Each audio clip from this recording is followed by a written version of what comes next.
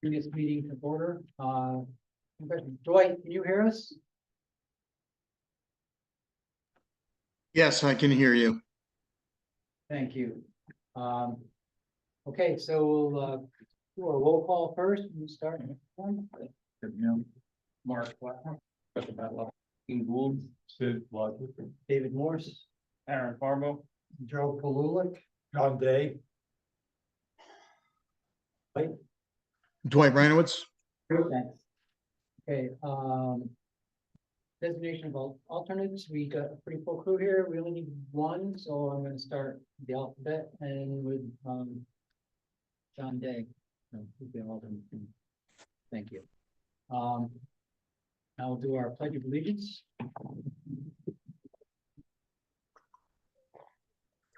Pledge of allegiance. For which it stands, one nation, indivisible, with liberty and justice for all.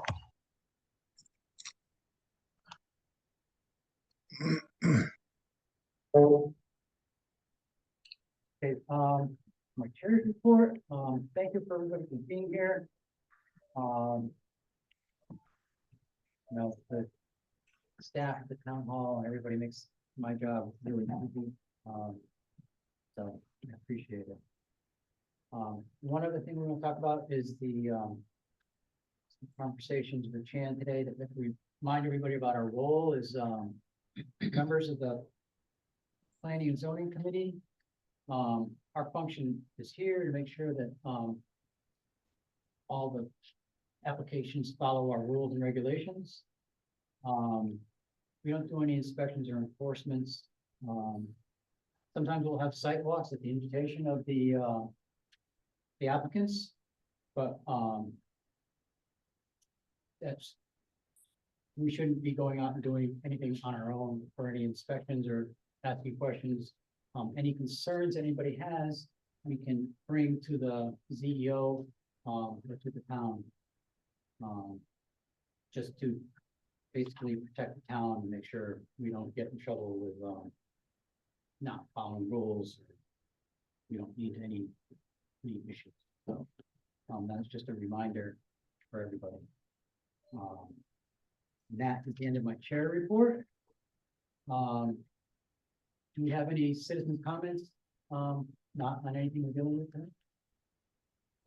Seeing none, I would like to have a motion to change the order to bring the new business up, which numbers 6 and 5, new business before the POCD discussion, so that can finish up here and get out for some stuff. Yes, yeah, I'm doing it right now. Well, I meant to take a few minutes. Sorry. We'll do the minutes and then do I have a motion for that? No. You get that? Over there somewhere. All in favor? Opposed? Any abstentions? So moved. We'll do the minutes. Anybody look at the minutes in the packet from February 20th?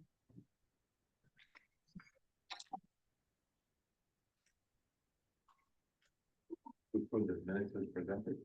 Second. Any comments?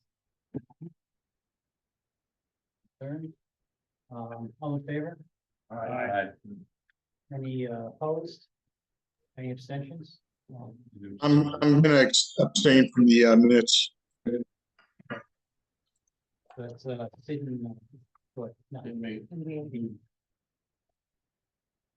Okay, so that brings us up to the new business reviews of the land transfers. You want to walk us through this, Chandler? Sure. There's still a lot of town land on the Quarry Road and Perrin Road section of town. Been sitting there doing nothing for a long time, and I think we found some good use for these different pieces of land. The first one listed is a 113 acre piece of landlocked property that is technically listed as on Perrin Road, not on Nightingale. but it's landlocked, we can't get to it, we can't do anything with it. It was taken in lieu of taxes a long time ago. We have been able to log it in the past, but it's very difficult. We've got to get permission from the person that owns the right of way out there, and he only lets us go for a very short window, so it's kind of tough. So it really doesn't have any use for the town at all. It does abut the Cabbage Hill Preserve owned by the Woodland Land Trust. And as you guys know, the Land Trust is a great steward of the forest. They put in the trails, they make sure the forest is taken care of and clean. So we would like to gift that piece of land to the Woodland Land Trust to extend the Cabbage Hill Preserve.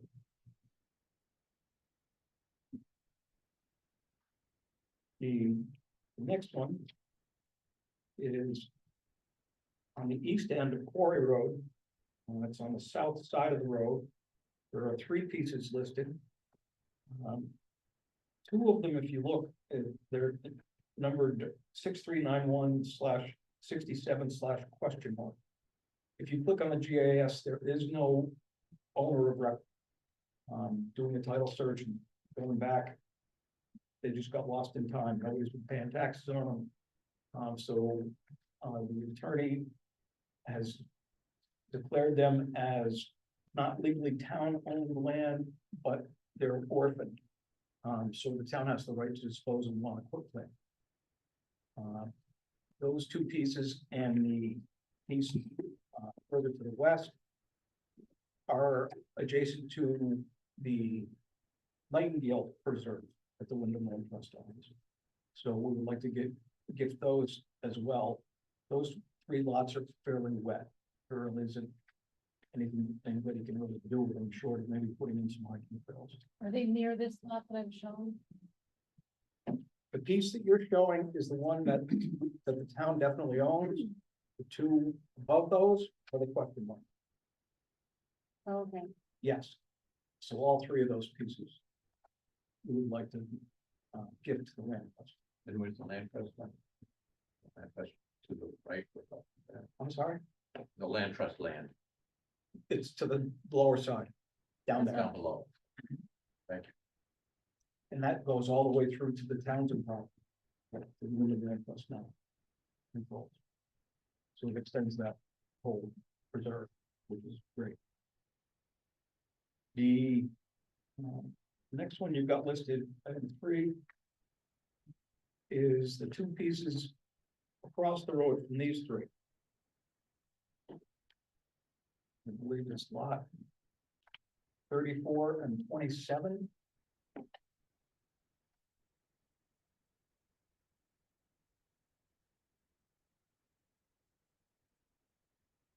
And we have been offered to sell these pieces to Ray and Pam Morgan. I've got a letter of support from the Wyndham Land Trust saying that they've been great neighbors and stewards ever since they moved to that area, and that they're in full support of selling. One of the biggest issues here, the reason that we're considering doing this, this is Ray and Pam Morgan's place now. They also own this piece. They recently purchased this one and this one. These are the 2 that we're talking about. Can't really see it too well, but their driveway comes in from here and travels on the town property all the way up to the house. So we've got a right-of-way issue.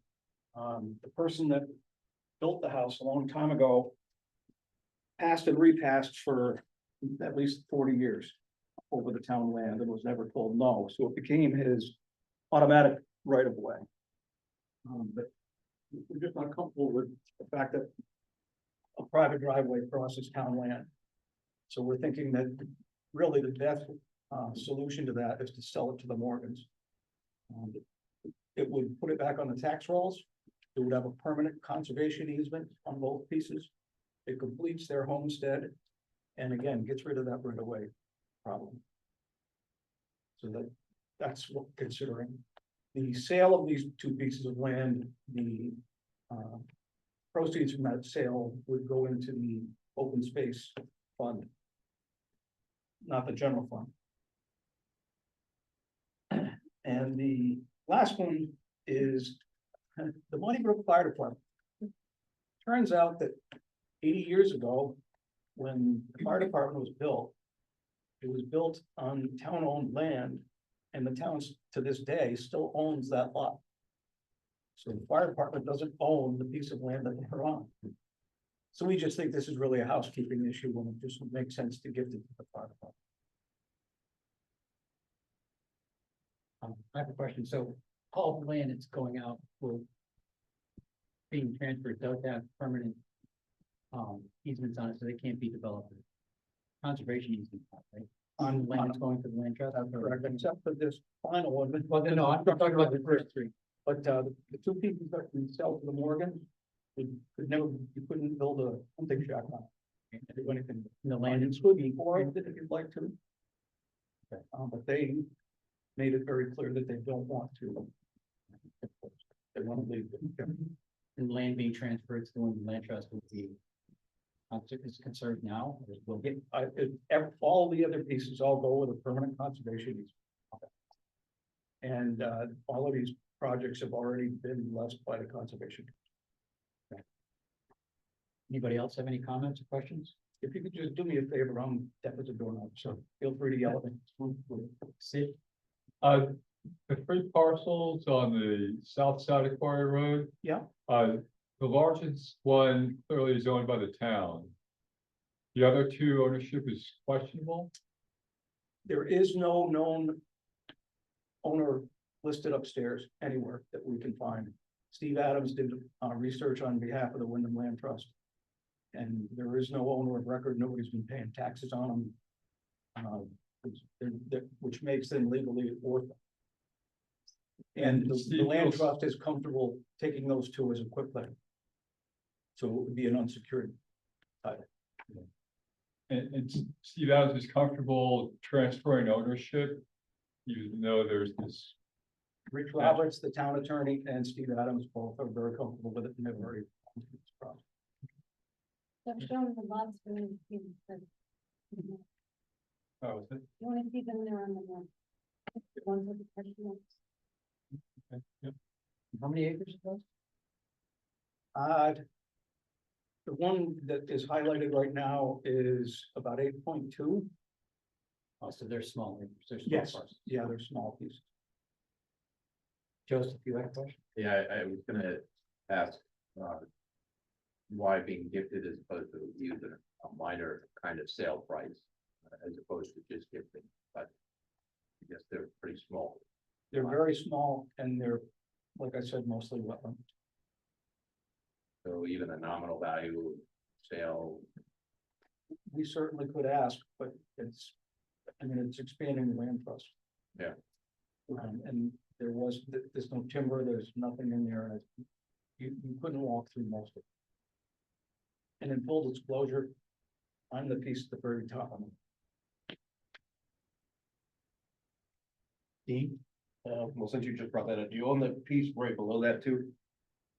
I don't know. The Wyndham Land Trust is below the highlighted piece. Yeah. So this would extend them out. Yeah, so your lot is right up at the top.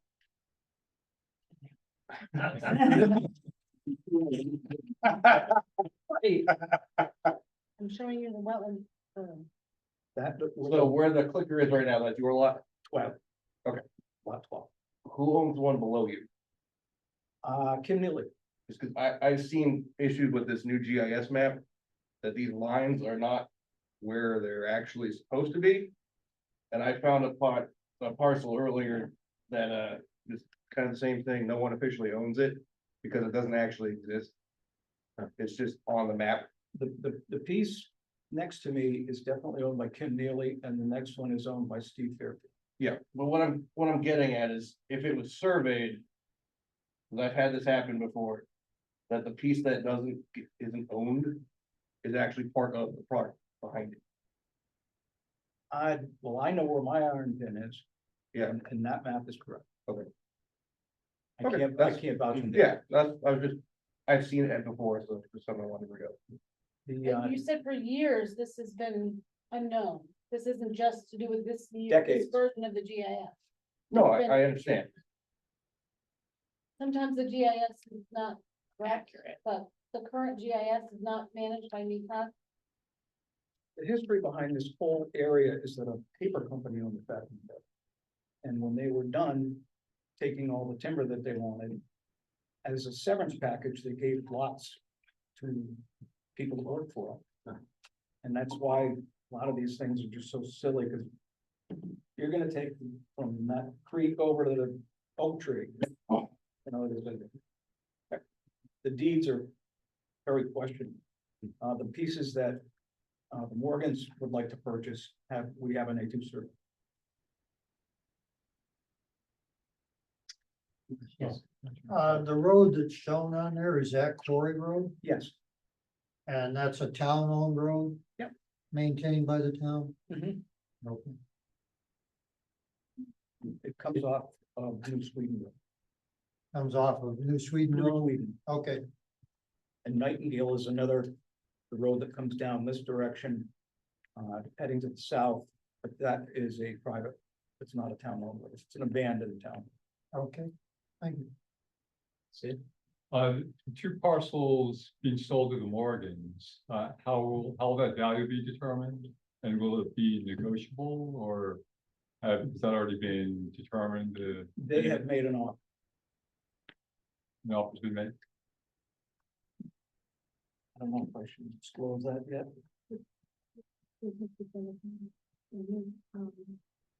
Right now, our goal is to just we need to get the concept approved by you, the concept approved by conservation, and then we go to town meeting.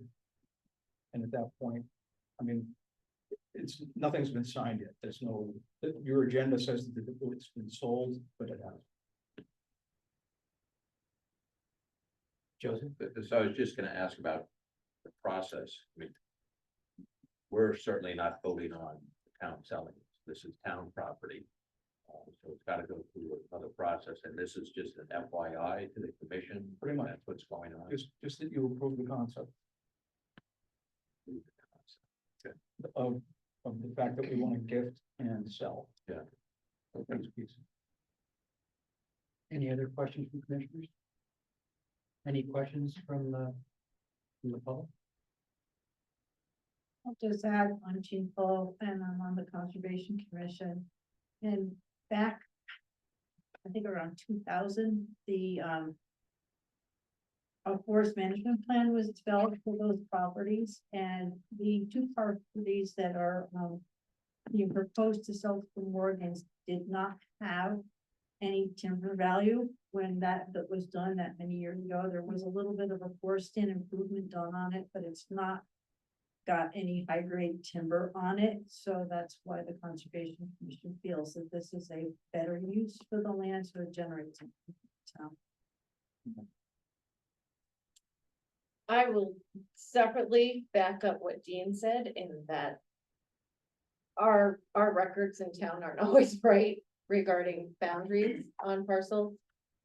Having gone through that myself, so if you feel good about it, that's good, because I know you know some of the boundaries right there, but yeah. There's an A2 survey on file at the town hall for the two pieces for the Morgans and all of the lots that they own up there, because they just recently purchased two others.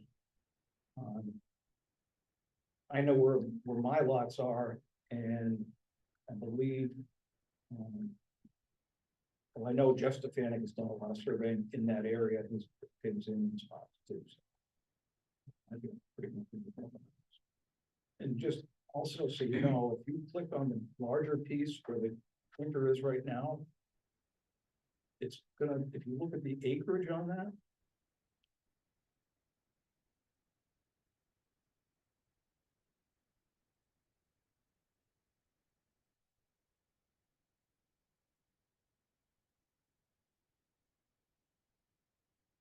It's 44 acres. it's 25 acres. Oh, If you could go back to the other map. Once again, this is where our GIS map. Pretty wild. Right. If you add this piece and these three pieces, it adds up to 44 acres. So at one point, this whole block was owned by the town. And we know that we still have this on record, this on record. We're not sure why those are abandoned, but it makes sense when you look at it, because when I first clicked on this, because the mortgage made an offer per acre. I'm doing the math on 44, and then we look back at the survey that was actually done, and it's only 25. Would it make any sense, since you're talking about giving it to Wyndham Land Trust, the two parcels that, that one of the conditions be that they conduct a survey on it, so, your concern would be, rectified, you know, you said you looked at and found land that, and just to identify exactly where it is and who owns it. As far as who owns it, nobody's been. Nobody owns it, I mean, where it is. We certainly could make that a condition. It just seems to me that if you transfer it, and then they find out that they don't actually own the land that they were transferred, that seems like that might be a problem. It's but if you're doing a quitclaim, then you're basically transferring a title that's not insured, it's not identified. In other words, it's kind of at the roll of the dice. But both attorneys that have looked at this agree that that would be the best way to go. I mean, you could ask the land trust to do some surveying work.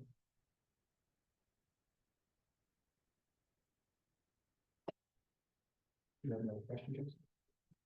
No, I was gonna make a motion, but there are more questions. All right, are there any more questions?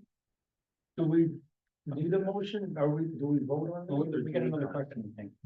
Then we'll discuss this. Want to mention, surveys can be very expensive. You know, I hate to have that blow up this whole deal if the land trust doesn't have, and I don't know how much it costs, $10,000 to put towards a survey, which, yeah, might answer some questions, but they don't care about the acreage. We don't care about the acreage. And there aren't homeowners right up against the property line that might be concerned. I'd be fine to not require that of them. It wouldn't take them, really, they already are. It would cost more to do the survey than the land.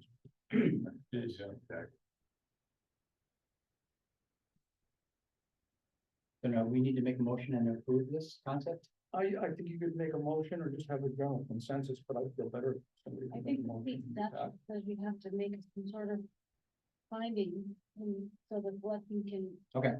know So do what we we have a think. motion? Make a motion to accept the conceptual idea of transferring properties as identified to the Wyndham Land Trust. Sell the properties as identified to Ray and Pam Morgan, upon agreement of a sale price. And then the transfer of the property to the Muddy Brook Fire Department. Okay. Is there a second? Any discussion? Any more discussion? All in favor? Aye. Any Thank you opposed? very much. I'm sorry, but I've got one. Any abstentions? Chandler, you'll receive a letter from me just clarifying like the vote that was taken, so you can present that at the first selectmen meeting, You could do that. that'd be similar to what great. happened at the last meeting. Yes. Yep. Thank you. One voice to the- Who's seconded it? Mark, we both did, but haven't.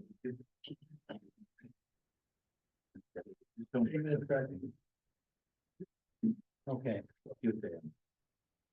He, that brings us to the PZC continuing conversation.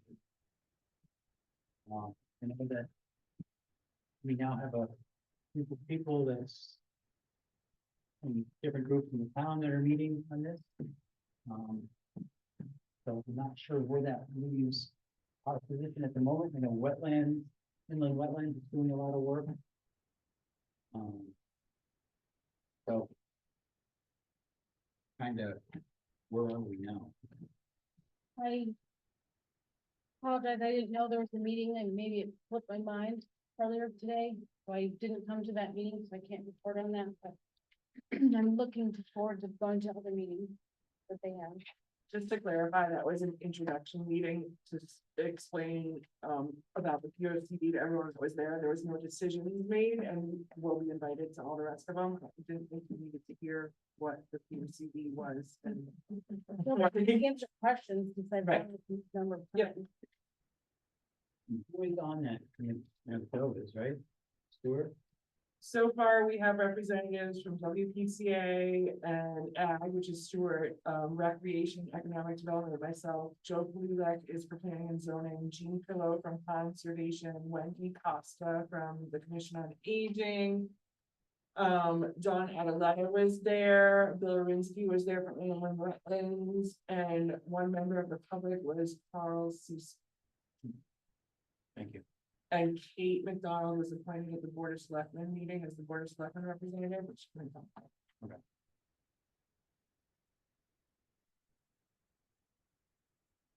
Do you wanna go over any list that we Sure. have about?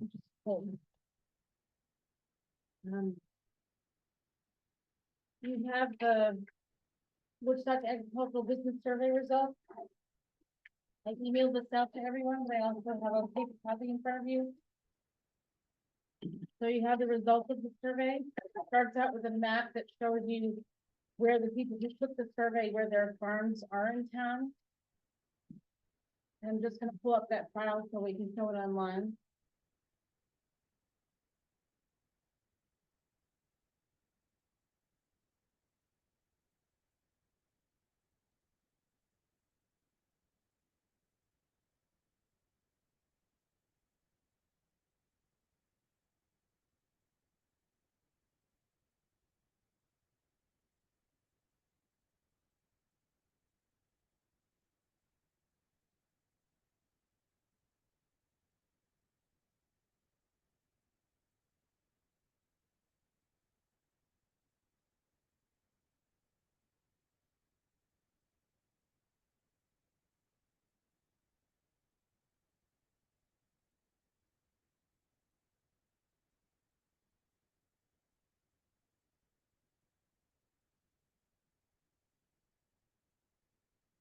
Try to rotate the.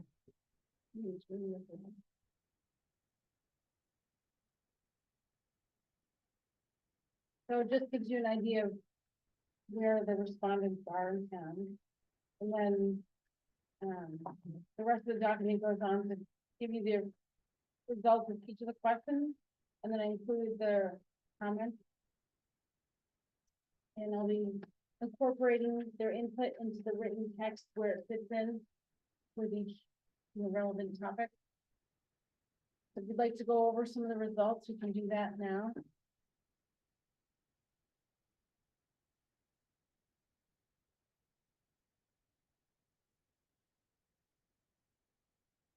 Looking for the table, I think that indicated the number of new farms. Which was. That's not in this document, but it should be attached to your, it's in the. What I provided is actually a separate document in the computer. But Okay. you should have it with you. Yep. And I've been informed it's, even though we worked on it, it's missing some farms, so, certainly, if you know that something's missing, please let me know, and I'm gonna be adding it. Amy sent me an email, so I already have things to add to it. I didn't have time today to update it. We can go over that now, or we can go over the survey questions. Well, why don't we just glance over the survey?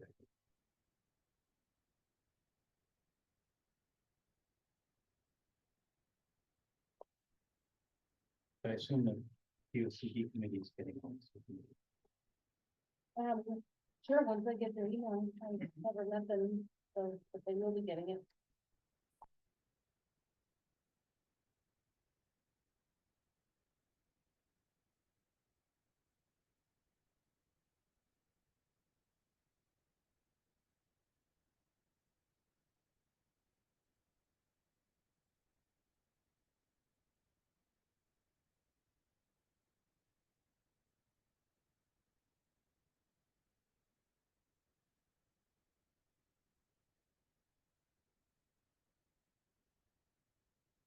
We had 27 farms that responded to the survey.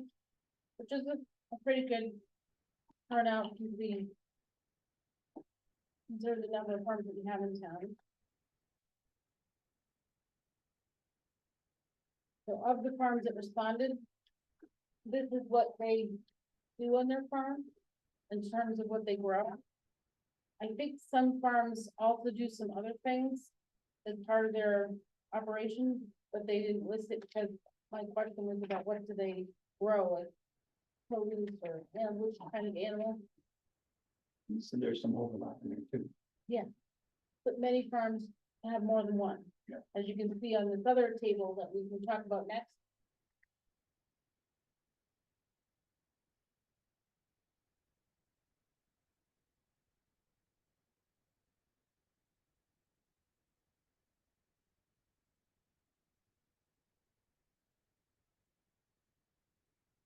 Question 3 is interesting. It talks about how do they sell their products.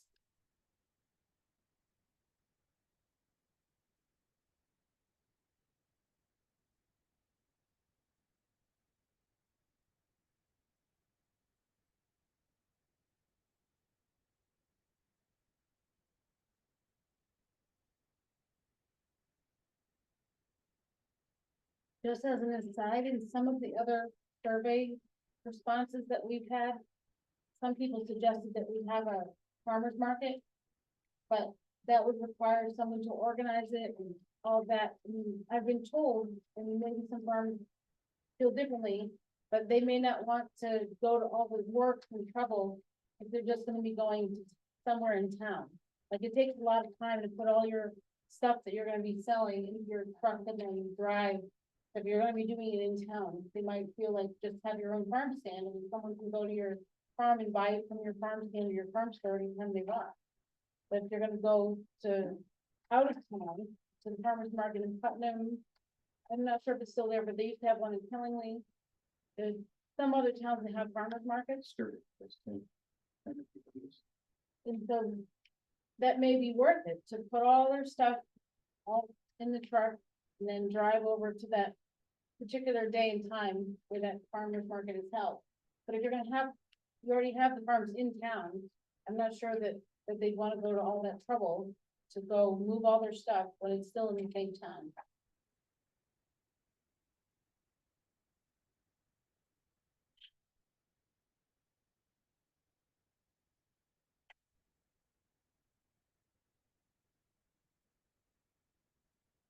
The question 4 was about how long has your farm been in business? So we have a lot of variety here. We've had 8 farms that have been in business for more than 51 years. And it goes down to 3 farms that tie for each of the groups of less than 2 years, 2 to 5 years, 6 to 10 years. They have a lot of variations of like hole in the middle of no farms responding that they've been here from 11 to 20 years. Doesn't mean those don't exist in town, that's just for the respondents.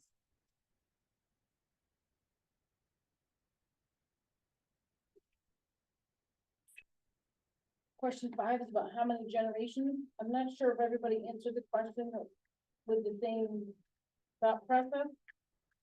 But these are the results that we got.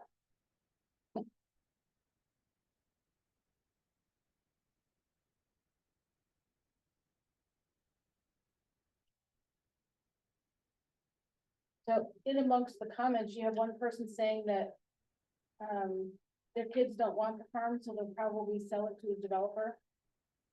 And that's a really valid concern sometimes, just like anybody else who owns land. What happens when you can't own it anymore for any number of reasons? You may have to part with it. That's going to be the same for farmers. Question 6, how has your farm changed over the years and why?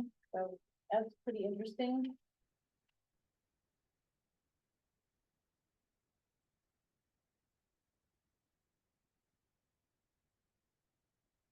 If there are farms that added to what they grow, they increase the volume or sold from the farm, increase the variety. We had 10 respondents saying that. One of them said they changed equipment or methods at the farm. 3 of them decreased what they sold on the farm, either the volume or the variety. And 7 said they made other changes to the farm. So in the comments, hopefully we get more detail.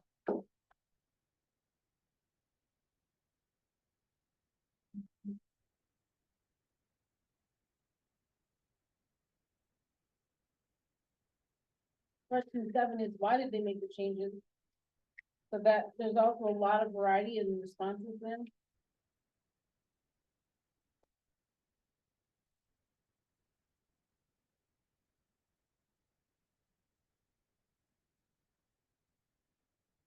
So you have 9 people saying that they increased the offering to appeal to more customers. 5, to diversify the farm to better weather in certain times. 8, to increase income. 5, to remain competitive. 4, to be more competitive. 9, to make the farm more efficient. 8, to modernize farm operations, and 13 for other reasons that are specified in the comments.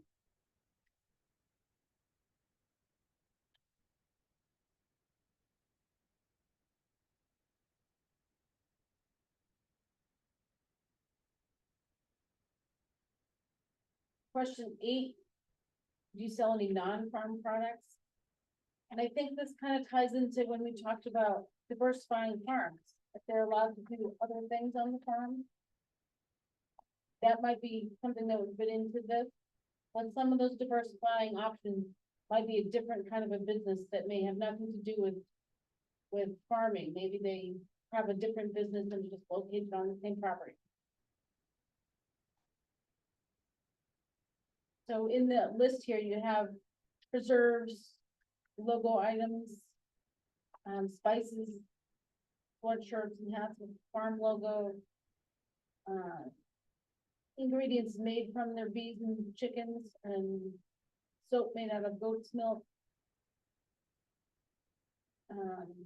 Someone buys honey and then sells the honey and make local maple syrup, that sort of stuff.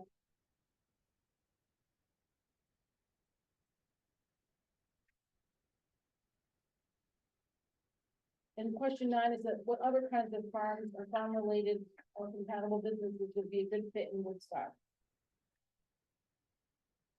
So there's some uncertainty, but there's also some comments talking about any kind of farm that should be welcomed. They think small manufacturing, office retail. I think that comment's probably thinking of town-wide, not necessarily happening on the farm.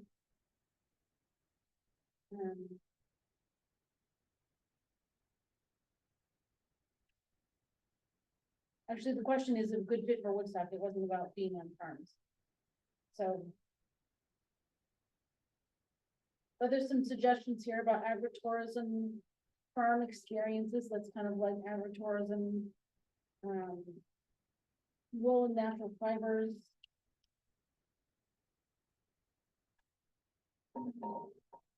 And then other kinds of businesses.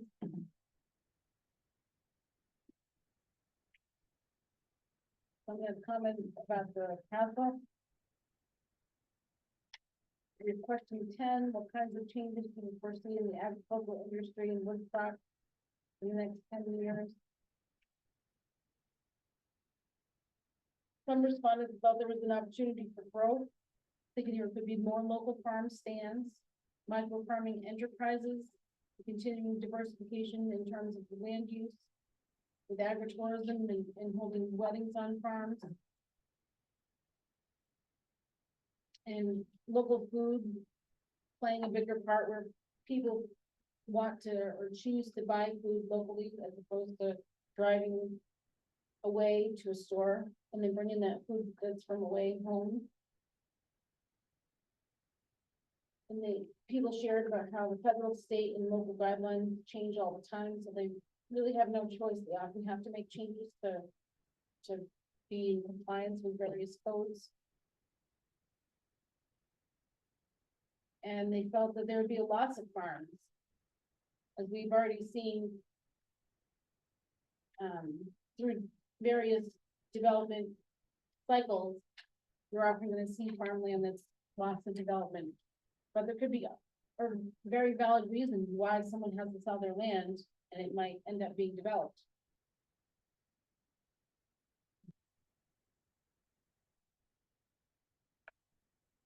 Question 11, what kinds of changes do you see in the agricultural industry in 20 to 30 years or longer? Some people are saying it's really hard to project that far. But many of the same concerns, loss of farms to development, loss of that land will not be in farming anymore, whether it's developed or not.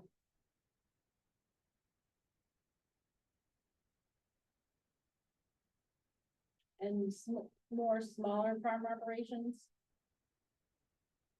Some people felt that saturating with too many farms would lead to more of them struggling. They felt there also are opportunities in micro farming. People buying more local products. And perhaps there would be opportunities through educating the public about why agriculture is important and why you can support your local farmers and to buy local. And question 12, what changes might benefit farmers in the community of Woodstock? Tax related comments, land use related.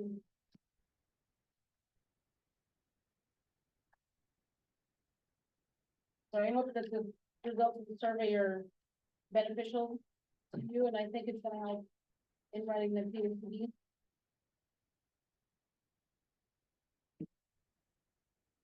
Do you have any questions?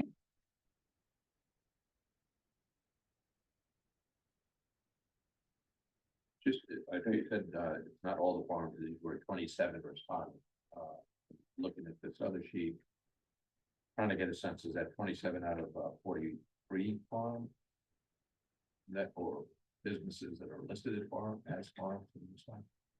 Roughly, but I've been told I'm missing a few farms, so this list will have to be corrected.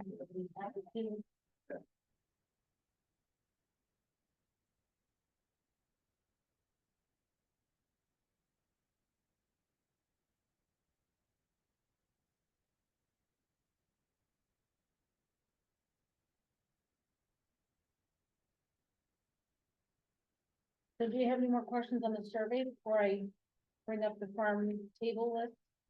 I mean, the farm list. Is that the final list, or you're still waiting on more?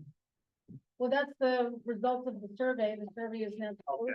But I have this list that we could talk about if anybody has comments or questions about that. Certainly, if you've noticed that I'm missing anything, please let me know.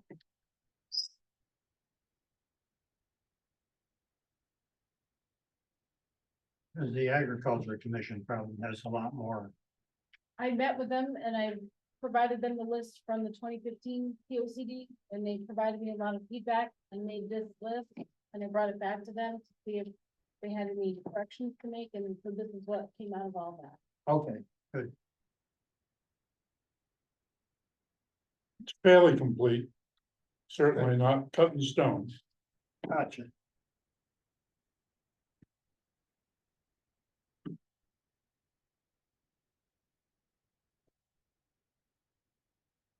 So I tried to show the existing farms in your normal black font, your new farms, the yellow highlight. And any new products that have been added to farms are in green text. Like this Spruce Hill farm here, they added hay. But they stopped doing dairy, so I put anything that was stopped in red text.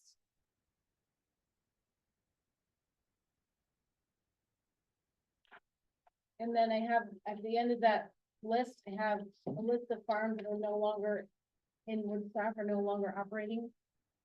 Sometimes those properties may have been sold to other farmers, or sometimes that land is being leased by another farm, but it's no longer being run as the farm that was on the list, the prior list.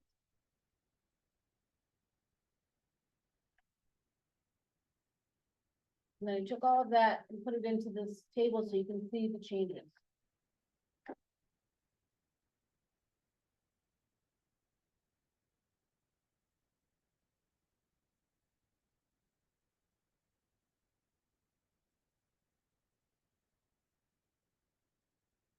according to the information that was provided to me, we've had 14 new farms and 12 farms that have been lost.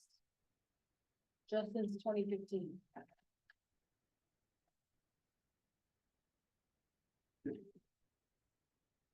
And we go back maybe to the table that said farms no longer on 2025 list. Yeah, just trying to ask some questions, for people in the room to know, like, it says Devon Point Farm is no longer on the list, but now that's part of Treehouse. The tree has to be on the previous list Right. as a new farm. I understand, I'm just wondering if any of the others on the list that say they're no longer on the list, just like their names changed and somewhere else. I know Brenton Tree Farm is up there not doing trees. Oatney Hill Farm, are they taken over by somebody else on the other list, so they're still No, operating? they're not operating. Okay, so Devon Point is one that's now free house. Cow Farm is being rented. Cow Farm is being, so it's no longer Cow Farm, but Elena Farm is being rented. It's the same case with Courtney Hill Farm. It's being rented. High Hill Farm is actually Spalding Farm. I checked on the way home, so. You have Spalding Farm as a. It's over here. I don't know if it's new or not, but it's on here, but it's actually High Hill. They're the same thing. Well, I can Each make, dwelling's represented as timber and hay. so I can make the changes and then put it back out again and see if any more changes need to be made, but at some point we'll have to consider it the final list. And we certainly welcome any corrections. So that, I think that's just helpful to be informative, that it's not like they've disappeared, those names have disappeared, but.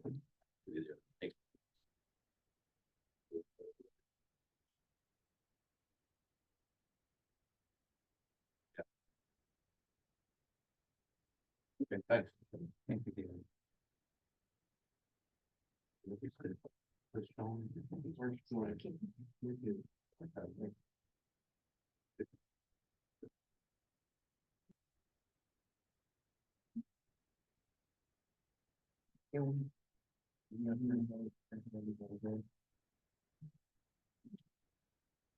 I'm just bringing.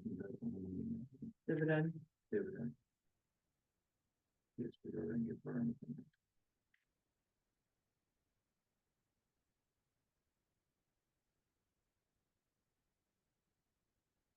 So now that you guys have the list, if you see any errors, please email me.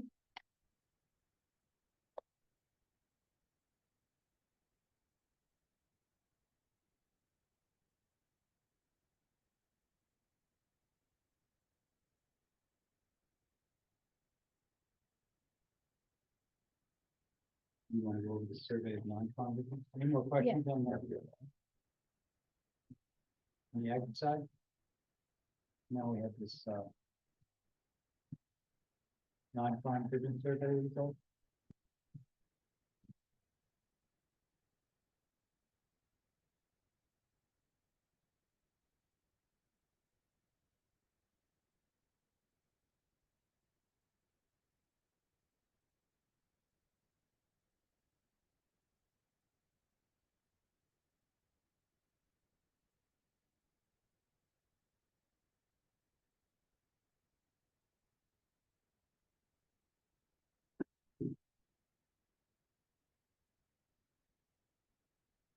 So if you have any pictures that you wanna have for the Woodstock non-farm business, you can send me the pictures. You have permission to share them and I can add them to the cover page.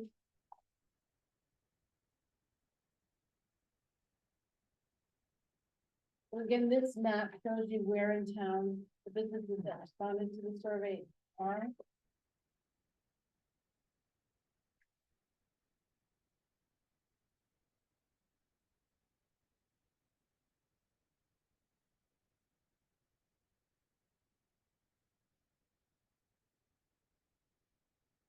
We had, 15 non-farm businesses respond to the survey.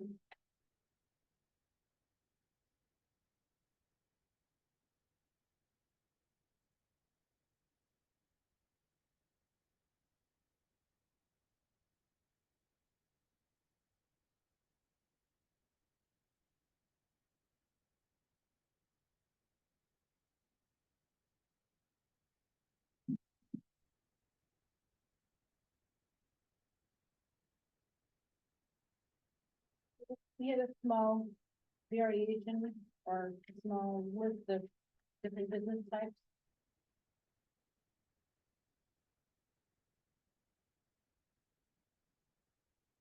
Retail, building trades, professional service, health and wellness, artisan, automobile related, bakery, real estate, event, venue, lodging, and manufacturing, industrial, that sort of business.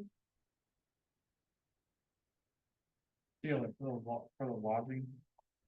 It says short-term rentals, Airbnb, VRBO, Mhm. is that really considered business? Well, that's a big debate, I suppose. It is a short-term rental, so,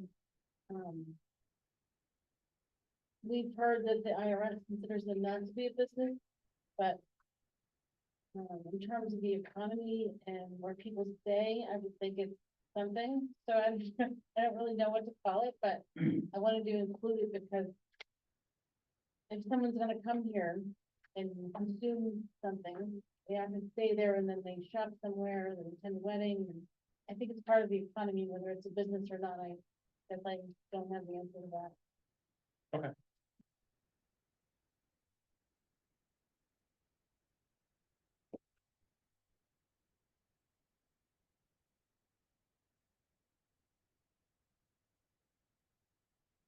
So, question 3 was about how long have you been in business?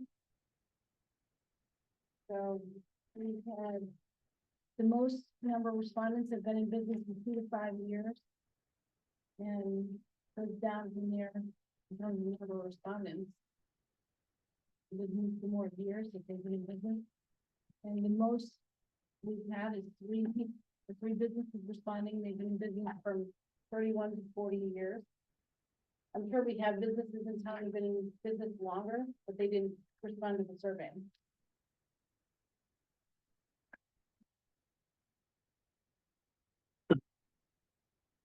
How has your business changed over the years?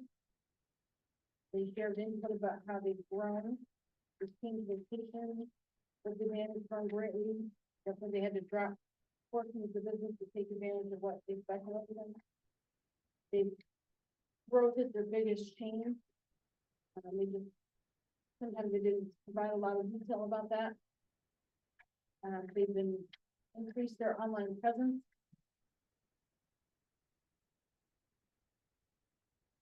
One business closed the restaurant and started doing smaller weddings. They upgraded equipment, general repairs. That's not a response to all the same business, but that's under the same category. And then you have, they changed their business with experience, but not restrictions. Question 5, why did you make changes mentioned in the previous question? So these questions are meant to sort of parallel the types of questions that are in the farm business survey. So you have to, 1, to increase sales, 2, to diversify business, 3, to increase income, 2, to remain competitive, 9, to make business more efficient, and 2, to modernize business.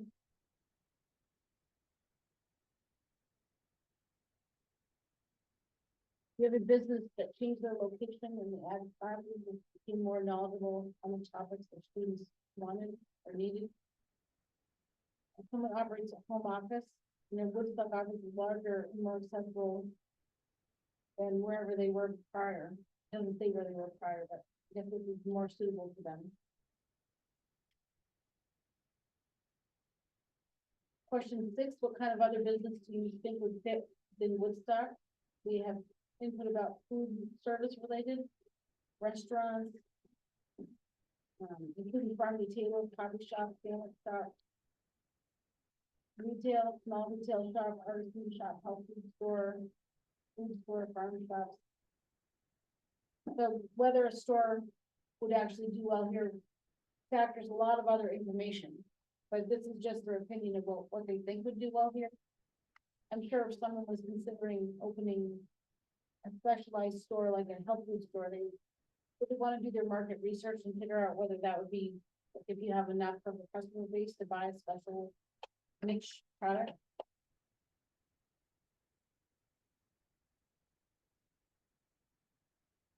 Someone thinks that recreation related businesses would do well here, and auto repair, bed and breakfast.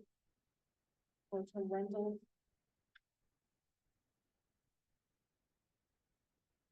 And then there's a question about potential zoning options. So you have mixed use zone is the one on the left. Mixed use zone in South Woodstock is in the middle. And having a mixed use zone along state roads is on the right. So you can see the amount of responses.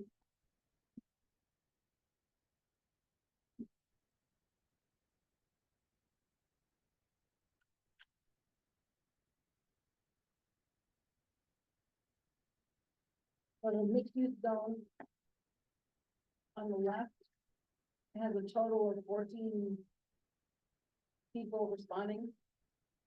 For all options, terrible, bad, neutral, good, and great. And it's tied with having a mixed use zone along the state routes. But the opinions about how people feel about it is a little different. But overall, you had 14 for both of them that felt something about the. And then in the middle, you have 13. But in terms of whether they like it, you have great 7 for the mixed use zone, 5 for the mixed use zone in South Woodstock, and 6 for mixed use along state roads. And good is 3, 3, and 4.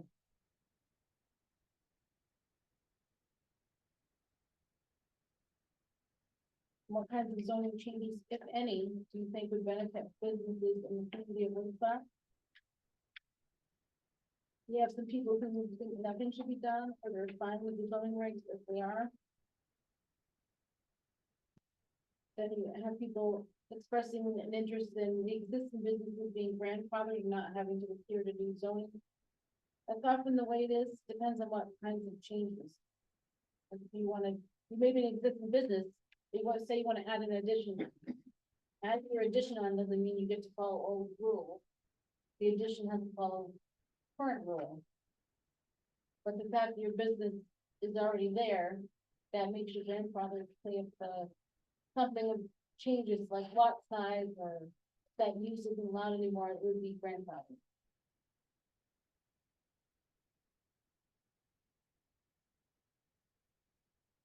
Question 9, what do you think is important to include in the PZC for the next 10 years?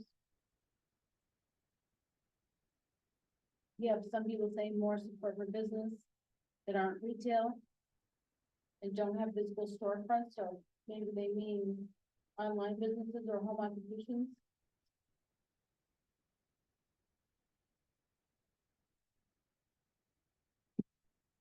Looks like there's support for small businesses.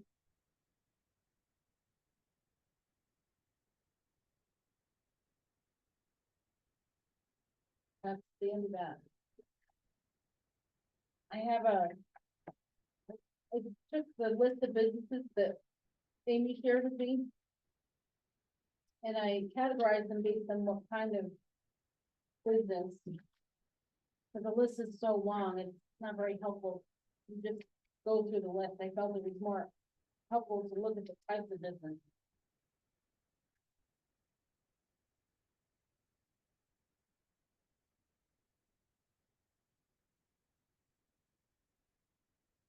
Is there overlap in these? I just did a quick count to try and see if these are all individual businesses, about 200. Some of them would be more than one thing, so it might be. Okay. So it might be like 150 to 175 businesses, kind of out of which 15 responded. It's closer to 200 than you think. Closer to 200 individuals. Okay.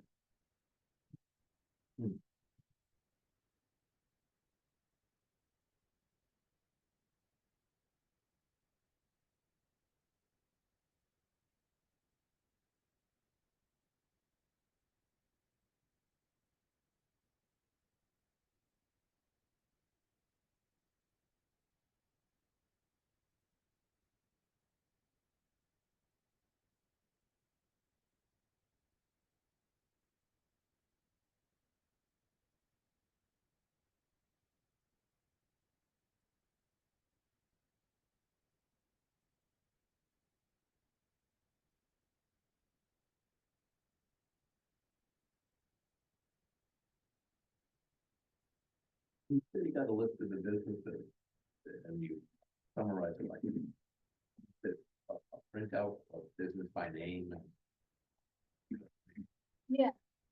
We had a lot of other stuff for some reason, they had businesses that are not in the stuff, which I did not include on our list, and the regulations over. By the sun properties and the sun business. Would that have come from the tax office? Or I got it from. Where did you get it? Amy?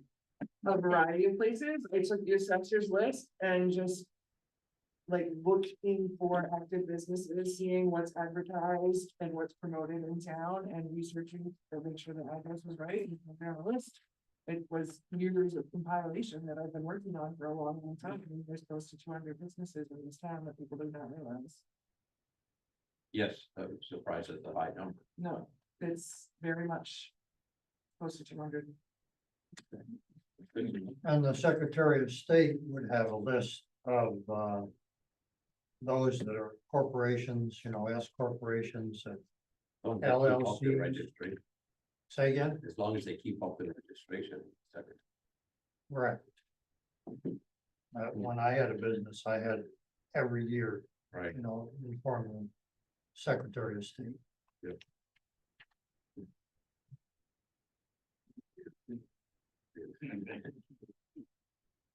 So kind of dovetailing with that, I have the table that explains the process of new development.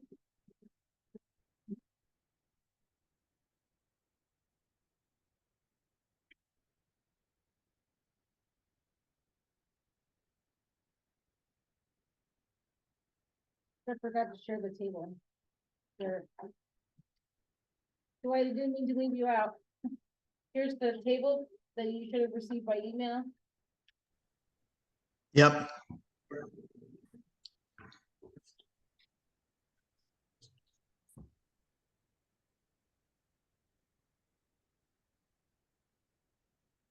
Did anyone have more comments on that before I show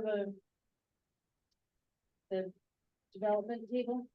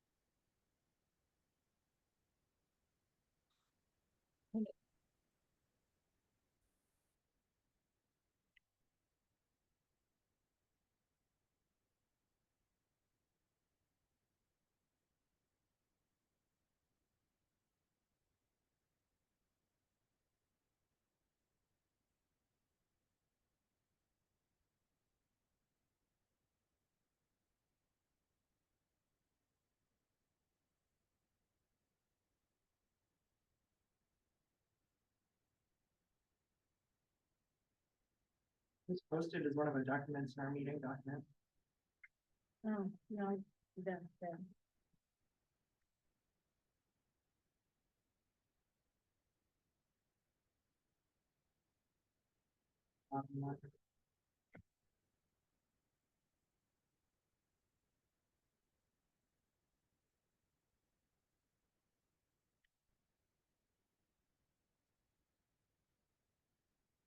Yeah, David, that brings up a question. You brought up something that maybe I've already violated it several times. I thought once we received an application that we could go out and look at the property. It's. See how that would be very upsetting to someone to find someone wandering around their property. So if you wanted to visit a property, it'd be best to call staff. And then we could walk it with you. So that you know which property you're on and that we would contact them to make sure they know that we're coming. But if any two people go and you have commission members talking about the application, that's ex parte communications outside of a meeting, so we can't have that. If a group of you want to have a meeting, we would do a site walk. You have to have an agenda You have to follow certain rules about walking around. We have the applicant and the representative be there to give us a tour. And any questions you ask are more about orientation. You can't ask questions that you've asked during the hearing because everybody else who's allowed to participate may not be there. So it's only, you take your map and you say, show me this, show me that. You wouldn't be like, oh, I don't like this, and I want you to change this. You can't have that kind of discussion at the site. You have to be very careful about how you do the site walk. Now, I understand that part of it. But, so it has to be agreed by the commission to have a site. Well, right, because you have to schedule the meeting, and then the agenda that states the time and the place has to be posted to the town clerk. And then we all have to be there at the same time, I have to record it. We stay together, and don't have discussions amongst yourselves about the application. You have to really try not to have other discussions, because if it looks like you're talking about the application and you're off in little groups, that could give the wrong impression, even if you're just talking about the weather or something. Have to be very careful, because you know, that's not our purview, that's the zoning enforcement officer. And building inspector to go to make sure things are right, we just approve what they present to us that meets our regulations. And also the public can go to a site walk. And if everybody's wandering around, and you have commission members and you have the public, they could be talking. The problem is if you are talking about the application and you're outside of the hearing where the discussion is, so everybody can hear it and respond to it, the applicant gets a chance to respond to any questions or complaints or concerns. If it's all happening, these little tiny conversations all over the place, it's not fair to the process, to the public, to the applicant. So it can be done, but I become your drill sergeant and I make sure we follow the rules. That was discussed in one of the training sessions, and that gets into some gray areas there. It's a good point, Delia. Like years that I've been on here, that we've had one sidewalk, and I don't think I was able to attend it. I can't remember what it's for, because I didn't. But it's fairly rare that we actually have a sidewalk. It has to be something fairly complicated, I think, that we need to see. And most of it's, that's, I mean, our job is to make sure that our regulations are met. You know, and that what gets presented to us gets met, whether it's built that way, and all that falls on the building officials and the zoning enforcement. So we're not, that's not our purview. And Yes. in one sense, I agree with what you're saying, but to sit here and look at pieces of paper and not know what what's going on the land.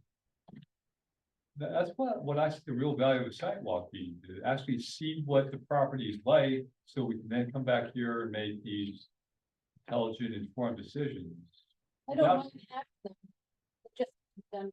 Yeah, no, they're a hassle, or there's a process, but I think they're very valuable.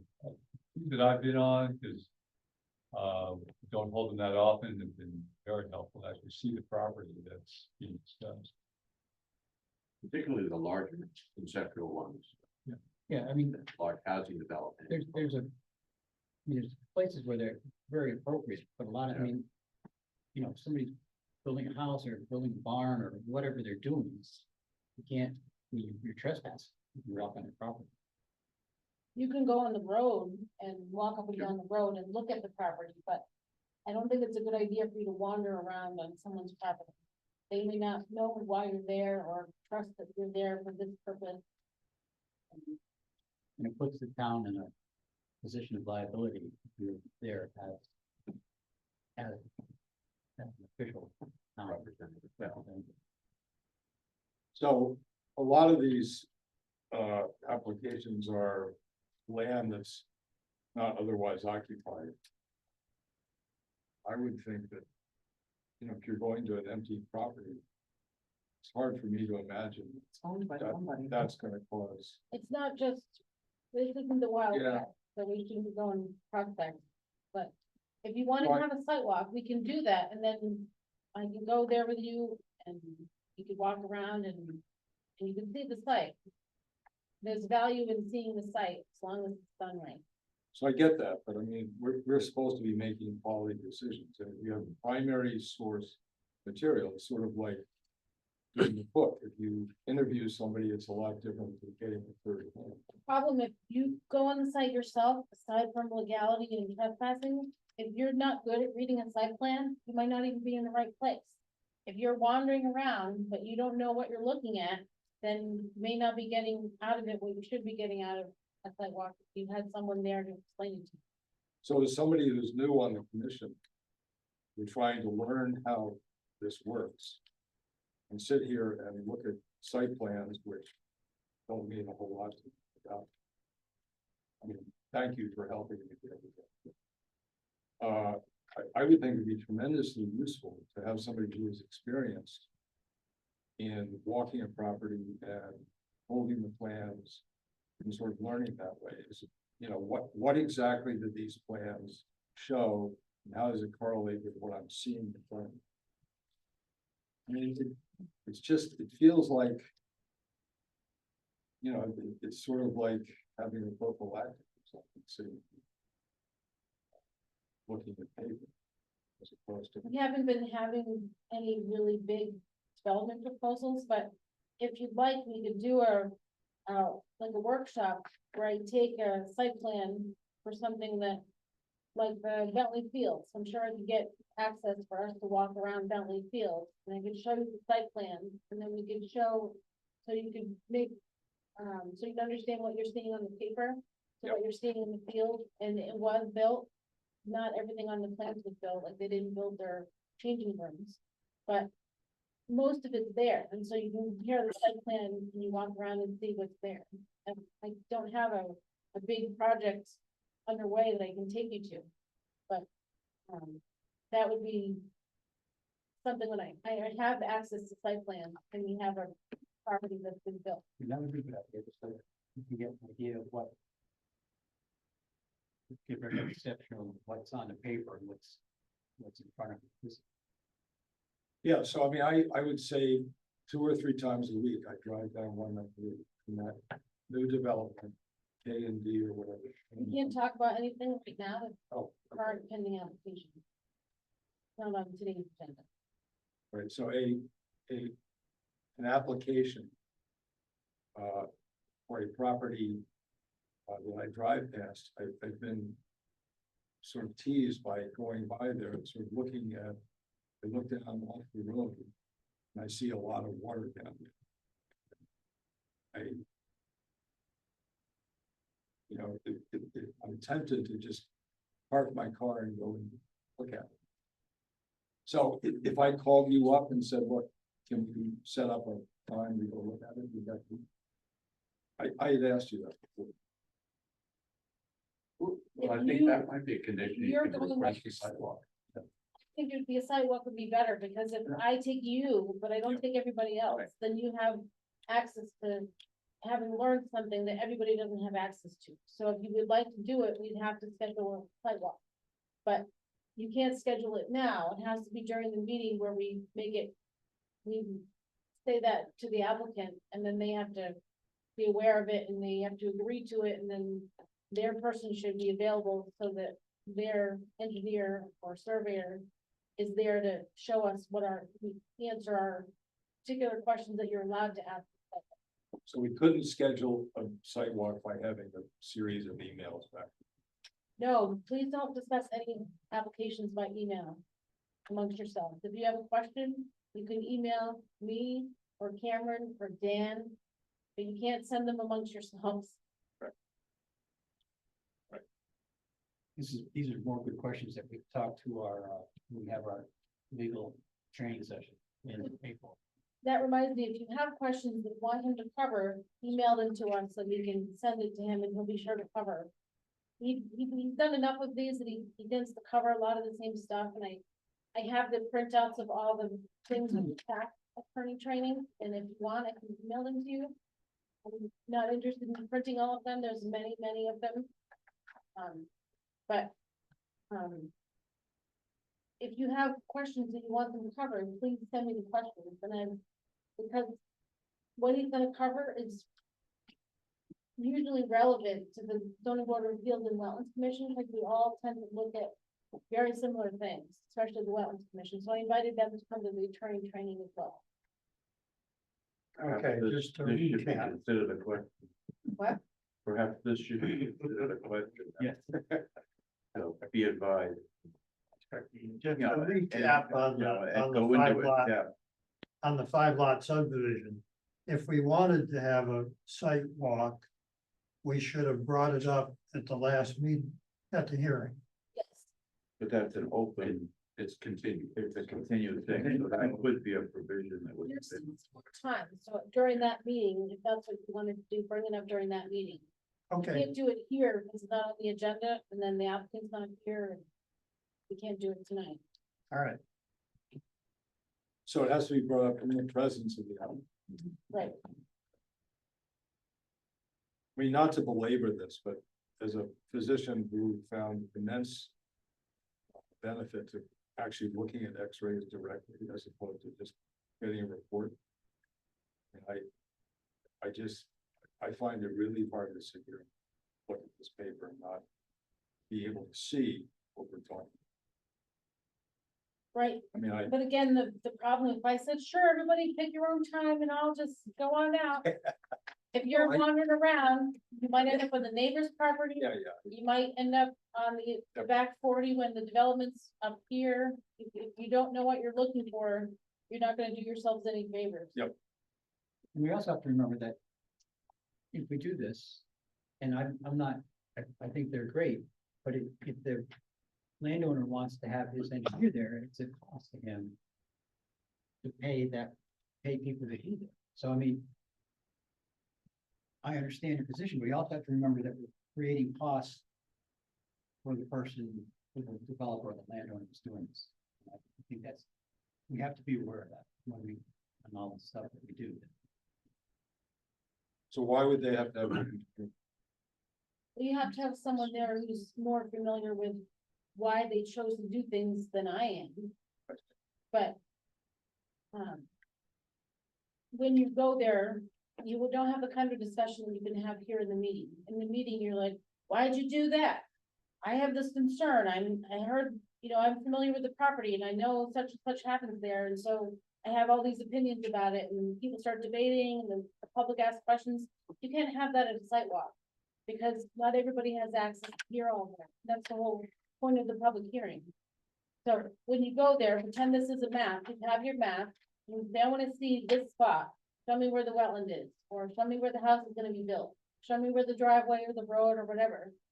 They take you there, you look at it, you see the map. That's pretty much the extent of what you can talk about there, because you're not in the proper setting. And people can't be talking and breaking up in little conversations and wandering around slowly and discussing the merits of whatever. And I have to record it, so I have to become not friendly Delia anymore. Cause they have to make sure you follow the rules. So when the gas station was applied for on 171 and approved, nobody ever actually went there and walked around that property. I did, but that was. We didn't have an official- No, it was over. We didn't have an official site walk. No, but it was a pretty visible property. Yeah. The property and It's like. lot of road frontage. and the plans were, I mean, they had extensive plans. It was pretty obvious from the plans what they were going to do. I would just add on a sidewalk, though, if your question, they don't have to have an answer. They could just record the question, promise to get back. Their engineer will need to look at it and develop. A lot of questions can be asked, saved for later and presented.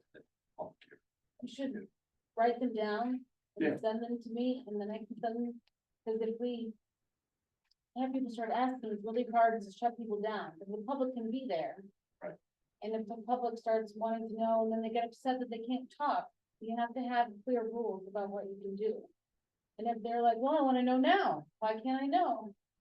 Well, we can't have that, so No, I would have think to the write commission questions would be down clear. and. Give them to me. I'm just thinking, when you're at the sidewalk, you're looking at it. They raise a question based on what you think. And all I'm saying is you have that, if you have that question and the applicant can't answer it, then we should try it out. The merits of the application or why, you know, something about why they're doing it or Bring a notebook and Yeah. write questions down. more about the direction, location and something like that. Not about some sort of opinion of I like or I don't like, or, you know, I'm never coming to this place. We can't have those kinds of predetermination kind of statements.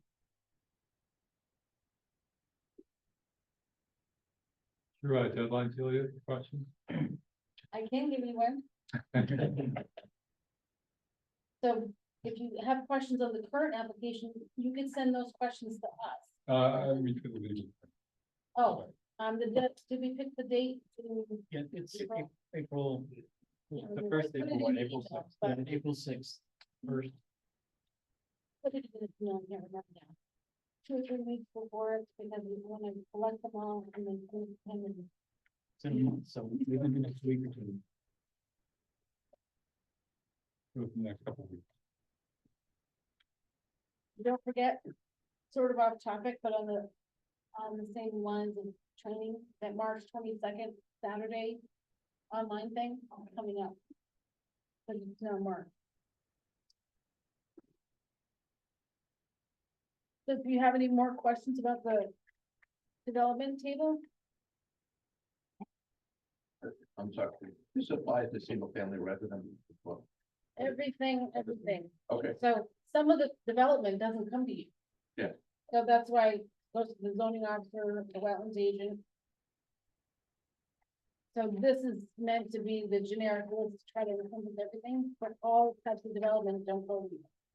Like some permits, if it's just for a building, an existing building, maybe don't need the building permit, if they're just doing something to the structure itself, then that would be the only place to go.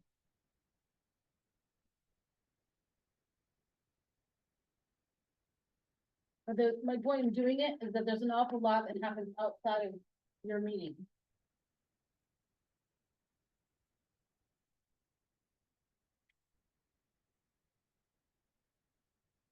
No one has any questions, I'm gonna, take that off the screen. Do you have anything else on the PSCD? I, You don't want Pardon me? to, discussing the plan of development. Yeah. Oh, we got one other. I'm here representing the WPCA, as you requested. Okay, Woodstock has a sewer system. Okay, we've got about 105 customers, of which there are 96 residents and 9 commercial customers. I've got about 5 miles of sewer line. The sewer, the Woodstock WPCA is really a commercial customer to Putnam. We have a contract with the city of Putnam to supply, to pump up to 100,000 gallons of sewage to their treatment plant a day. It's metered down on Peak Brick Road. We've got 3 sewer districts. The first one starts at the pumping station on Peak Brick Road, comes up around Harrisville Golf Course, comes up Butts Road, includes the elderly housing. Continues up, picks up the middle school, the South Campus, then continues up to and behind Yankee Sales, which is State Road. At that point, there is a pressure line that is, I'm going backwards on this, I apologize. We have a pumping station right there on the service entrance to the Woodstock Fair. And there's a pressure line from that pumping station up behind Yankees Sales. The sewer district, Southward Sac Sewer District continues up to and including the elementary school. What we talk about is Lindgren Village, and picks up Line Master Switch. The line goes up Route 171 for approximately 700 to 800 feet. and picks up some houses on the south side of 171. It continues past the town hall, picks up the elementary school here. Comes by the fire station, the town hall, the fire station and the town hall are not on the sewer system. It continues up Route 169 and picks up the inn at Woodstock Hill, which is in its own sewer district. Continues up 169, goes up to Woodstock Academy, and services Woodstock Academy. We have probably about two more people that could, approximately two people that could tie in the South Woodstock Sewer District. The Woodstock Fairgrounds is included in the South Woodstock Sewer District. Are Yes. the apartments, on 171, are they included? They are, Brookwood Apartments are included, there are, those buildings along there, the apartments and the housing, along there, were, picked up because of their proximity to the brook, and they were starting to leach through, and then I think it was 92 when the sewer, went up there, Is that here?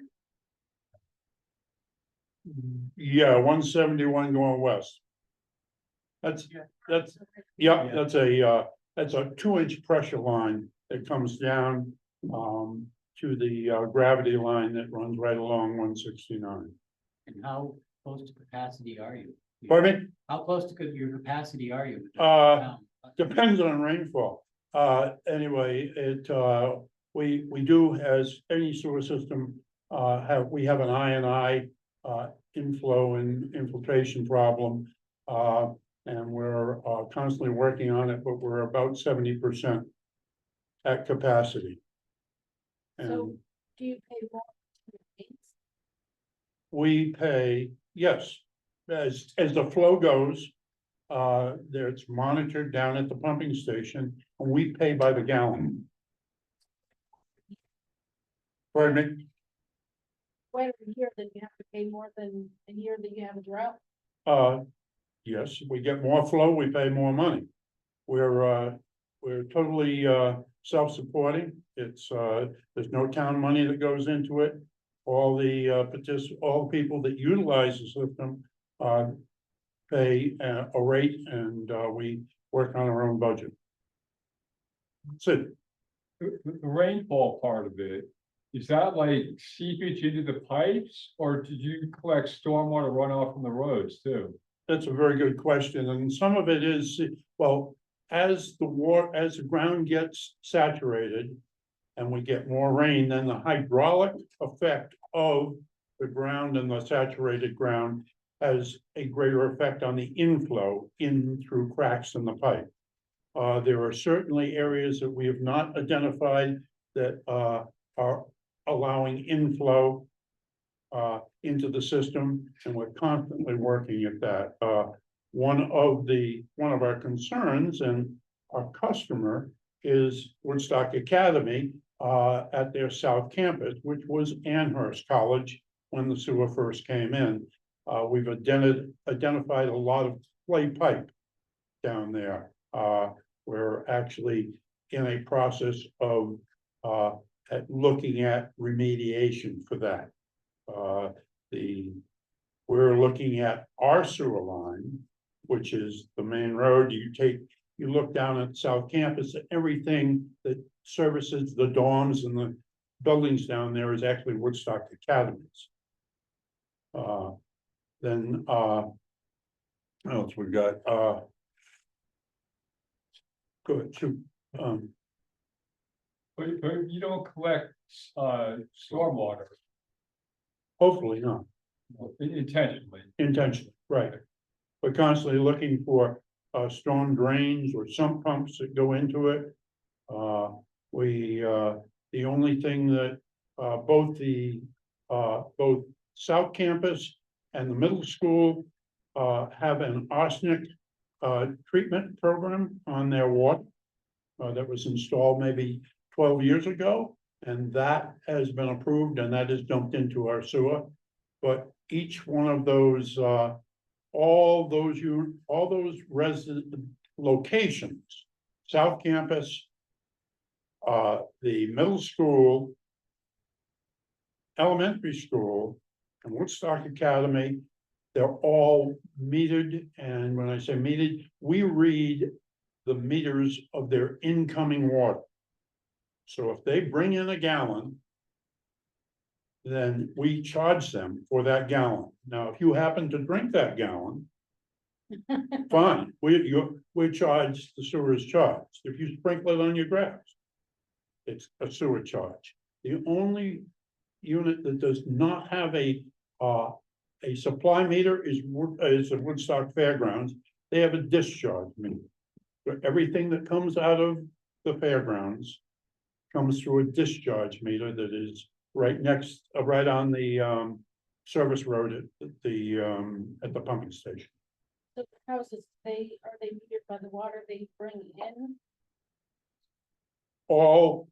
Every commercial building that's on the sewer, other than the Woodstock Fair, is billed by the water they use.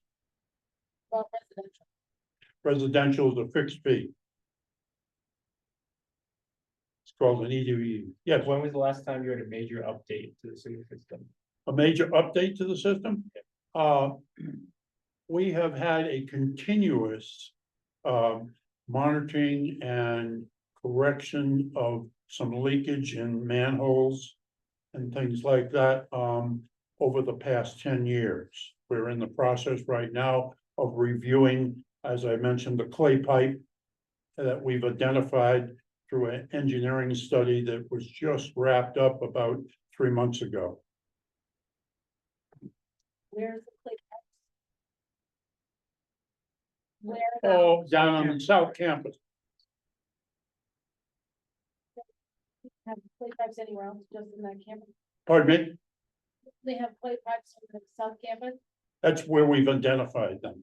The sewer line comes directly, well, it comes up Crabtree Lane and cuts over to Butts Road. All of the industrial park is serviced by the sewer. That's all ductile line or PVC. On top of the changing clay pipes or addressing the clay pipes, are there any other projects you're looking to do in the near future? We're constantly monitoring our pump hours. We have two 15 horsepower pump at the only pump station that we have right there at the service. It's their lead lag alternating pumps.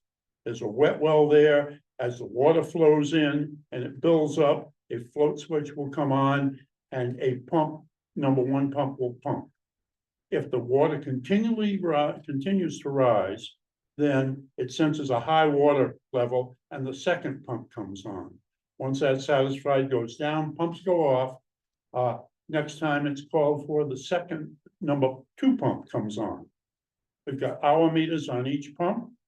We've got a backup pump there. It's a 15 horsepower, 460 volt, 3-phase pump.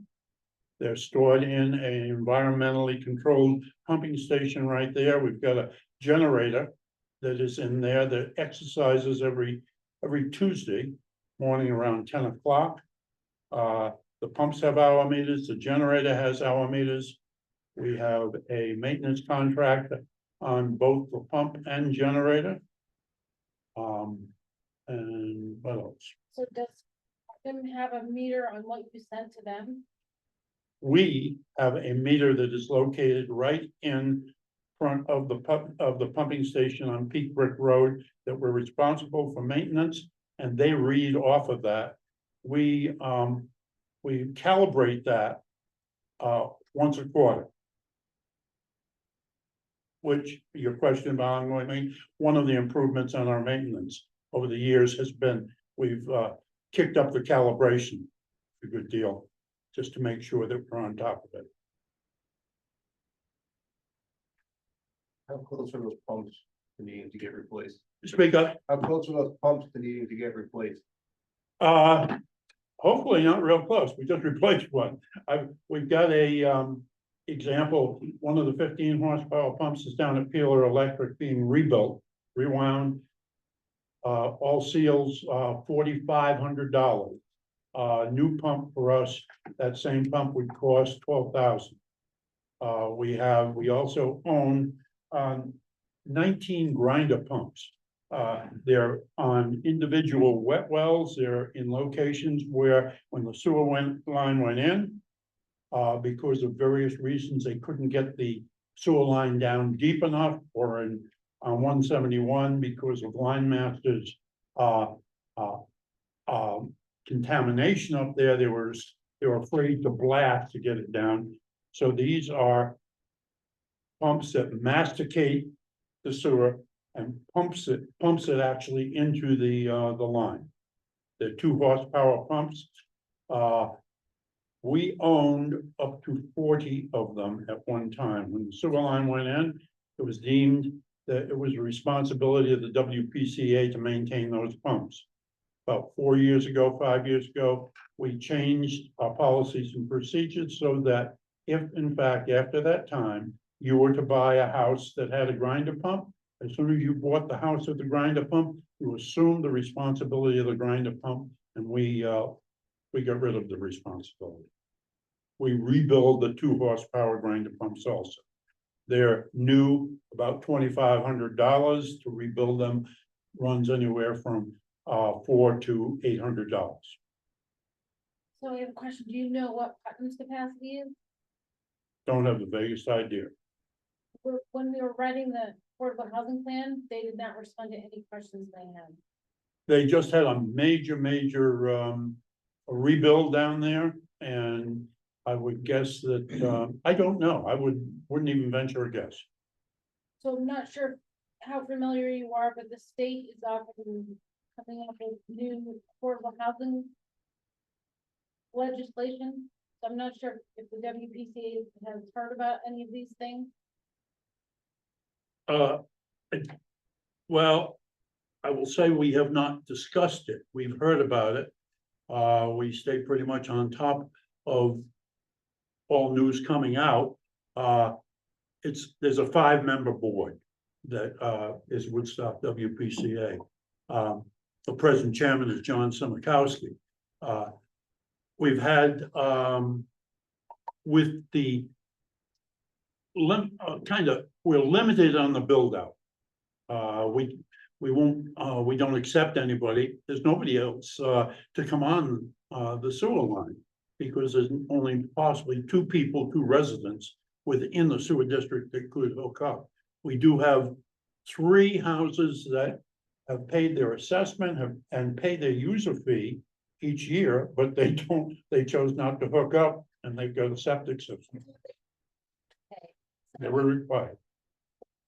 So they are paying and choosing not to, they just don't have a choice, right? That's right.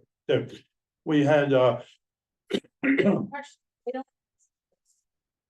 How could you turn them down if they wanted to connect?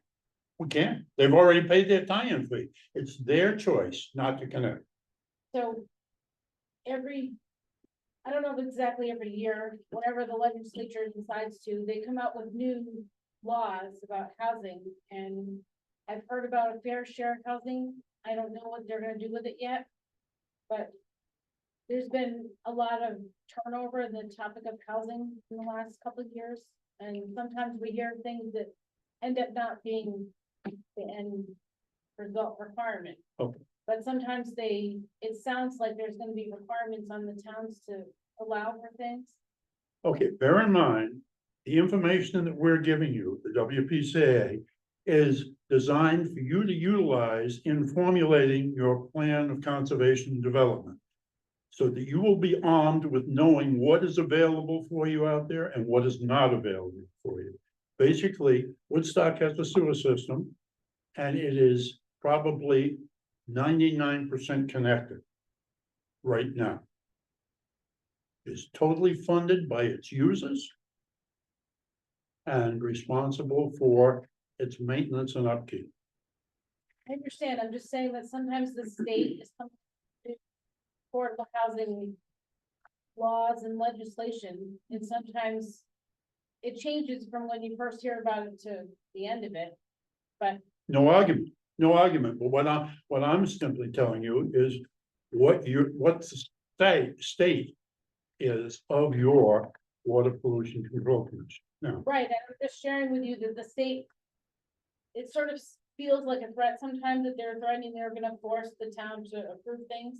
that's how the South Woodstock Sewer District was established down there. They forced it onto the town. So I'm just saying that it feels every year like there's more things that the state might be forcing on the town. What's different about that than the rest of it? It's sounding a lot like more density, and so it may be, at some point, they may require the WPCA to. Yeah, I'm not making light of it, but what you're saying, would it, could it, should it? Maybe. We don't know, I'm simply giving you the information and the status of your sewer system. When was the last time there was an expansion made to the sewer system, like new sewer was added? That would be Woodstock Academy, when the line was run from Frog Pond Road up to Woodstock Academy. I'll amend that. Actually, the inn at Woodstock Hill tied in to the sewer line after it was run up to Woodstock Academy. No, I cannot. I know it's 5 or 6. Yeah. The academy tied in probably I've been gone. 8 years ago. No, I was like 2009, 2010, wasn't it? Hmm? That was like 2009, 2010, wasn't it? Oh, wow, yeah, time goes by fast when you have fun. Yeah, but, and these. Okay, I'm sorry, you had, I answered your question, yeah. Sid, did you have? Just following up on what Joey was saying, the state pushes towns to make more affordable housing. That may shrink the minimum lot size, greater density, and one way to work around that is to extend the sewer line. So if the state made this sewer avoidance policy 20, 30 years ago, it sounds like they can amend it if they see sewer expansion as a way of making housing more affordable in the town like those. Well, what I can, it might be, but now if say, somebody, if the sewer had to be extended to facilitate, a housing project or something like that, then I would imagine that the cost of that sewer extension would be the burden of the cost of that housing. Whether it went to enlarging the rest of the gravity system that it's got, or putting in another pumping station.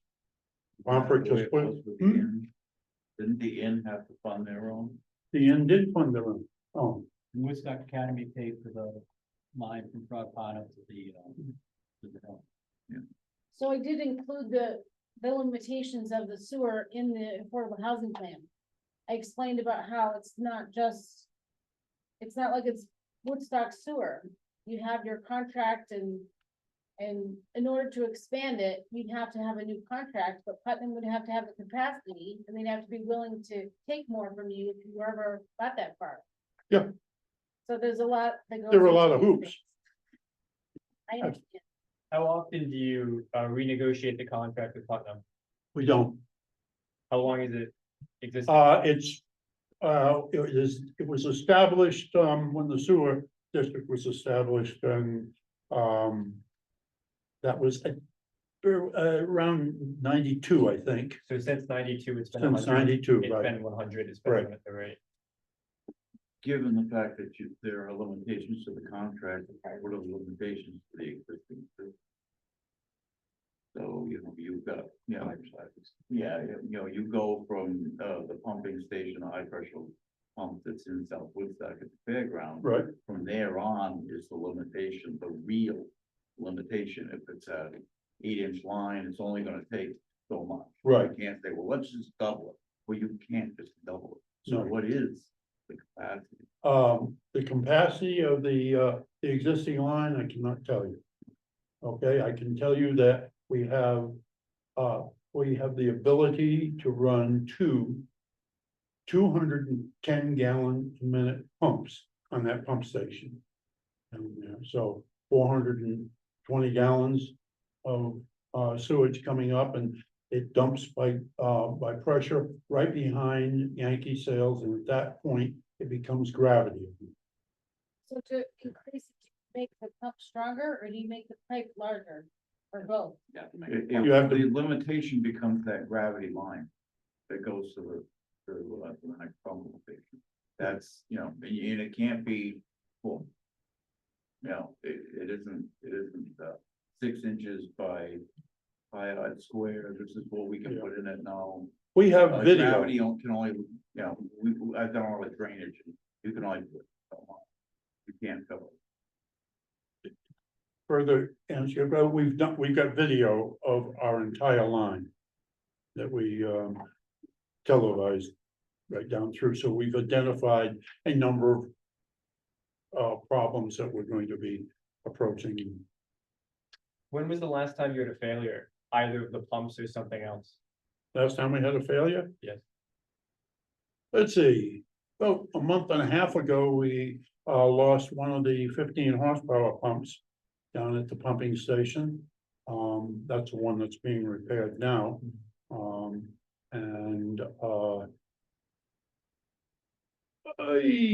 Just a couple of weeks before that, we had a grinder pump that went over off Ellen Lane. That was a 2 horsepower pump.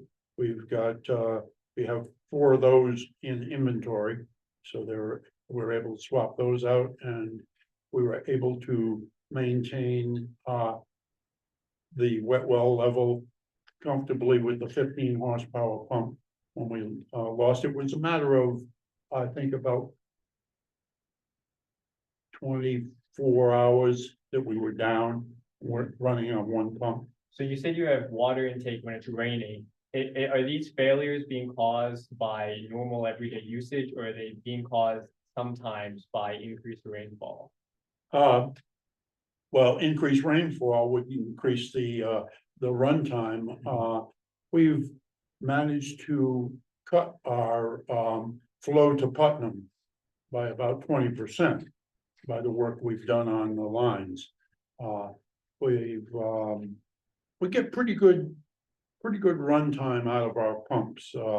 So the life of the pumps hold up very well. We just they do a good job rebuilding. We've looked at rebuilt versus new, and when we get this 15 horsepower pump back, held in an environmentally controlled situation, it's going to be as good as a new pump. Have you ever had a failure caused probably by increased rainfall or by storms? No, but we've had failures caused by unpumpable objects. Okay, thank you. So, you meter the water that goes into your commercial building, property. And you have a flat fee that you charge your residential property. And you measure your volume as it's going to Putnam. At what point do you charge extra because you have more flow that comes from the groundwater? We don't. Oh, that's what I'd asked you before. I thought you said. No, we don't. We set up our rates once a year. And we review our volume and our financial situation with how we're working with Putnam. And try to keep it as cost effective as we can, but we're also we're a utility. And so we've got to work very close to the line. The residences that are hooked up don't have city water, right? They're still on well water. Oh, well, yes, yep. Yes, because I'm hesitating, only the apartments, I think, have common wells over there off 171, but yeah, it's well water. We don't have any city I don't water. think there's any city water. Do you, couple of water systems. Huh? do you have any properties that are on your sewer? Cause there's a few community wells in there. The only community water if you wanted to describe the apartments on 171. But no, A few community wells, there are, well, I know, Lake neighborhood. The one Rose- off of Senexit. Laurel Roseland, Drive. The houses over by Roseland Lake. yeah, but then on the sewers. Right. Okay, There's spot. the, we have a sewer avoidance policy. And when the inn was sold, a section was subdivided off, and they made application to connect to the sewer. And, we would not allow them because they certainly had the ability to expand the lot enough so they could handle on-site sewage.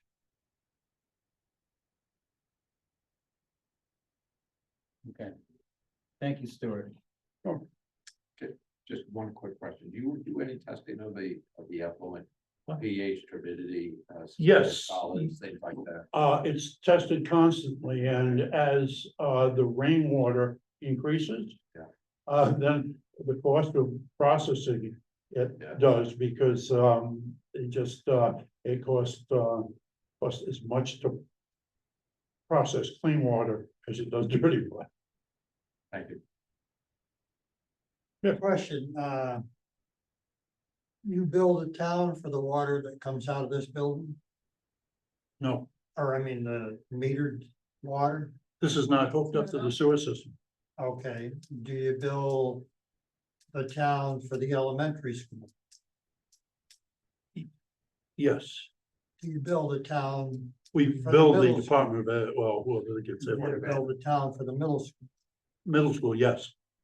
Do you build a town for for Woodstock Academy? No, we build Woodstock Academy for Woodstock Academy. Okay. And you also build the south part. Right.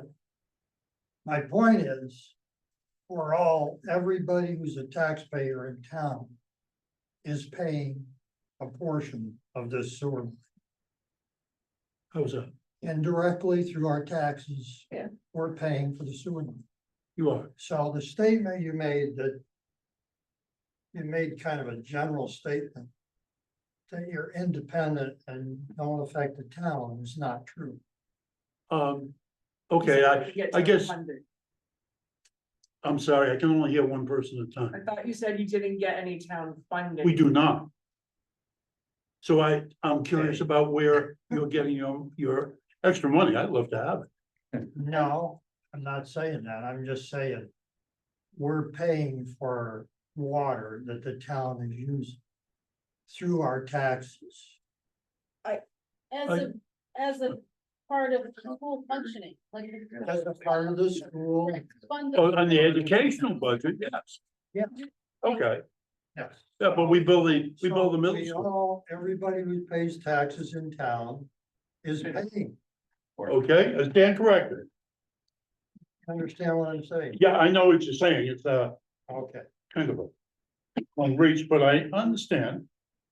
No different than having a snow plow that I live on a state road, but I'm paying for snow plow. You win that point.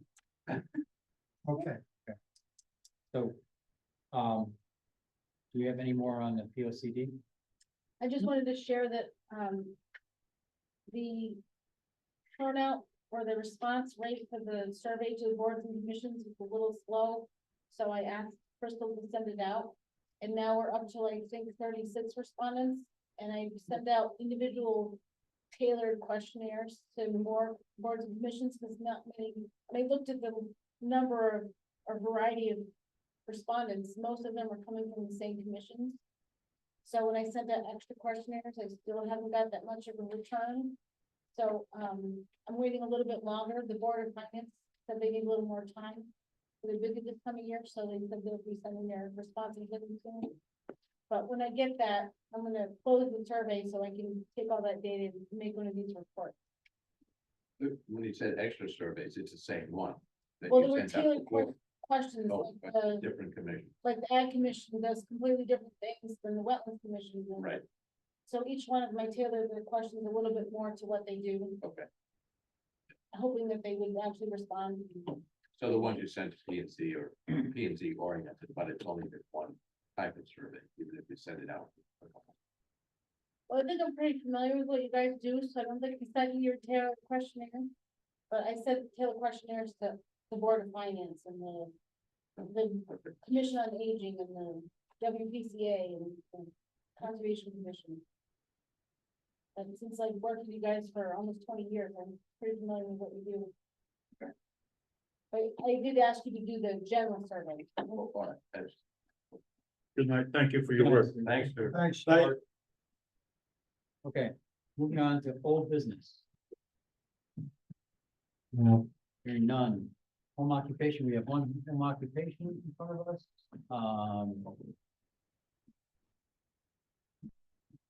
For a quick look at it.